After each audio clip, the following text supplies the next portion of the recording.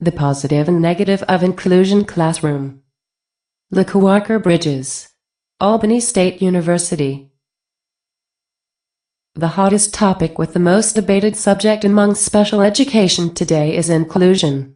Inclusion is an approach to teaching and educating students with special educational needs.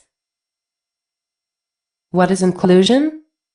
Inclusion stands for the idea or beliefs that students with a learning disability should be included into the general education classrooms whether or not the student can achieve traditional curricular standards.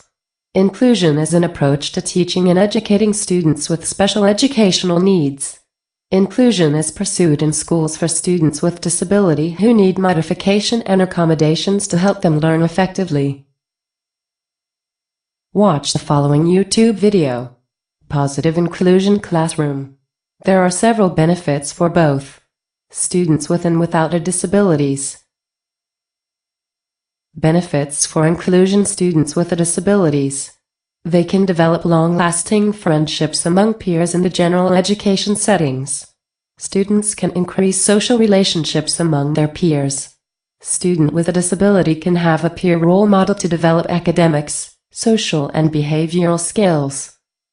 Greater access to the general curriculum will also be a positive effect in the inclusion classroom. When students are included in the general education settings, teachers expect higher expectation from them. Benefits for inclusion students without disabilities. Increase their appreciation and acceptance of individual differences. Increase an understanding and acceptance of diversity. They will have respect for all people, giving the opportunities to master activities by practicing and teaching others. Greater academic outcomes and all students' needs are better met.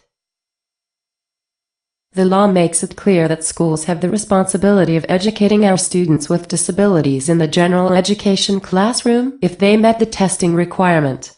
Negative effects of inclusion classroom include in the feeling of belonging among other students, teacher and support staff. Negative inclusion. Special education students become frustrated when they feel they have to compete with the general education students. Not enough teacher in the general education classroom to give each student with disabilities the instruction for a clear understanding of what they are required to learn.